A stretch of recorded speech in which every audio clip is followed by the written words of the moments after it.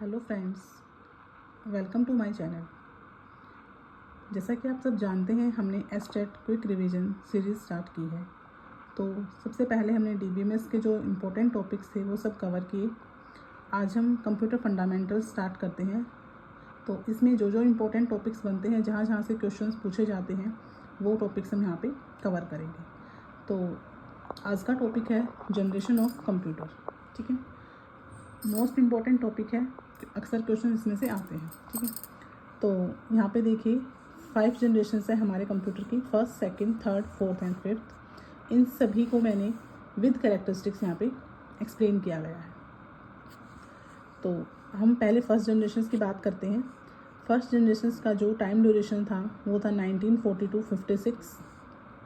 Second, technology की बात करें तो इसमें वैक्यूम ट्यूब यूज़ हुई, और वैक्यूम ट्यूब थी तो इसमें यहाँ पे क्या हुआ, हाई पावर का कंजप्शन हुआ। ठीक है। थर्ड, अगर लैंग्वेज की बात करें तो मशीन लैंग्वेज पे इसने काम किया, मीन्स 0 और 1 की फॉर्म में ये काम करती थी।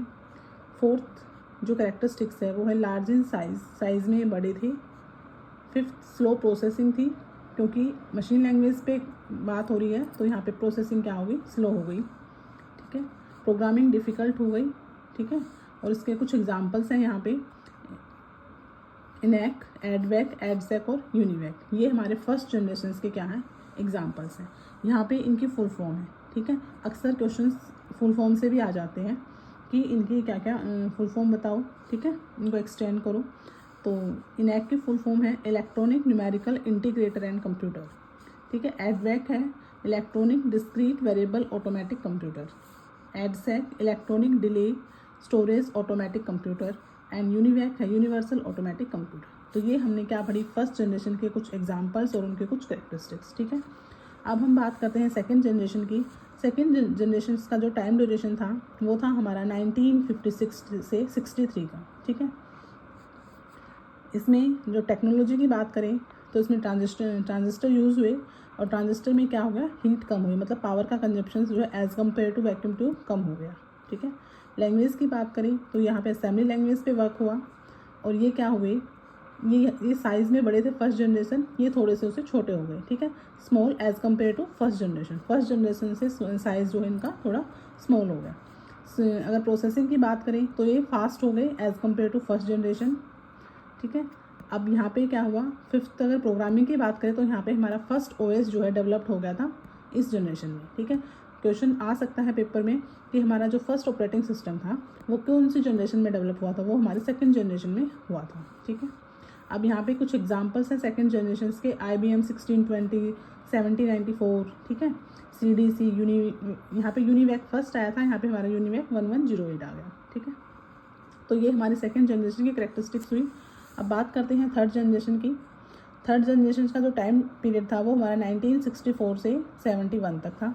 यहाँ पे हमारी जो टेक्नोलॉजी आई वो IC फॉर्म में आ गई। हमारे इंटीग्रेटेड चिप यहाँ पे इंटीग्रेटेड चिप जो थी वो हमारे यहाँ पे इंट्रोड्यूस्ड हो गई थी। ठीक है, और जो एक IC थी वो 10 ट्रांजिस्टर के बराबर थी। ठीक है, यहाँ पे हमारे ट्रांजिस्टर वर्क कर रहे थे। अब क्या था, 10 ट्रांजिस्टर्स को कंबाइन करके एक यहाँ पे क्या बना दी गई, चिप बना दी गई। ठीक है, दूसरा, इसको जो IC था उसको इन्वेंट किसने किया था, ये इन्वेंटेड बाय द जैक कैल्बी। ठीक है, ये इसका इन्वेंटर है। लैंग्वेज की बात करें तो यहाँ पे हमारी हाई लेवल लैंग्वेज जो थी हमारी वो यहाँ पे इंट्रोड्यूस हो गई थी। इसमें हमारी कोबोल, पास्कल, फोर्टर्न, ये वाली लैंग्वेज यहाँ पे आ गई थी। ठीक है, अब ये भी क्या हो गई, स्मॉल हो गए साइज़ में as compare to previous generation. Faster है as compare to second and first generation. ठीक है, रिलायबल्स हैं।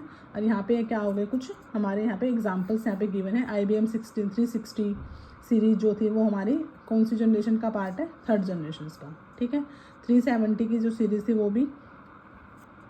उसके बाद हम बात करते हैं फोर्थ जनरेशन की।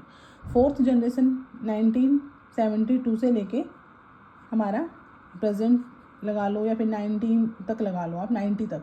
ठीक है, उसके बाद यहाँ पे क्या हो गया, हमारा माइक्रो प्रोसेसर आ गया था। टेक्नोलॉजी हमारी कौन सी हो गई थी, माइक्रो प्रोसेसर। अब यहाँ पे क्या हुआ, बहुत सारी जो IC थी उनको मिला के, ठीक है, उन सबको मिला के क्या बना दिया गया, माइक्रो प्रोसेसर बनाया गया। माइक्रो प्रोसेसर में क्या होता है, IC होती है, अलग अलग IC होती है, तो बहुत सारी IC को कंबाइन किया।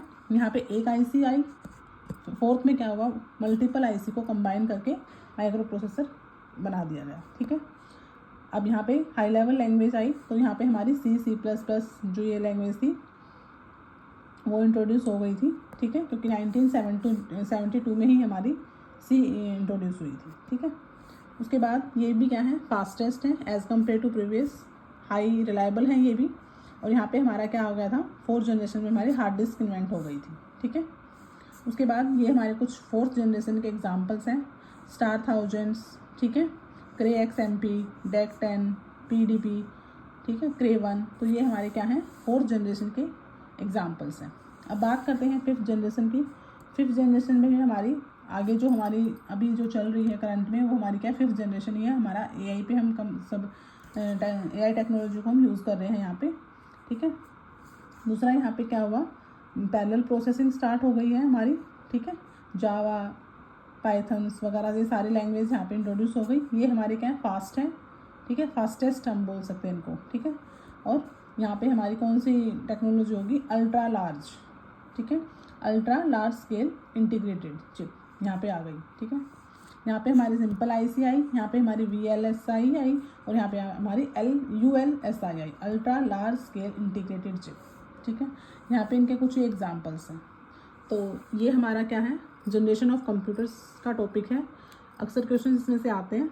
ठीक है, तो यहाँ पे हमने क्विक रिवीजन की है जनरेशन ऑफ कंप्यूटर्स की।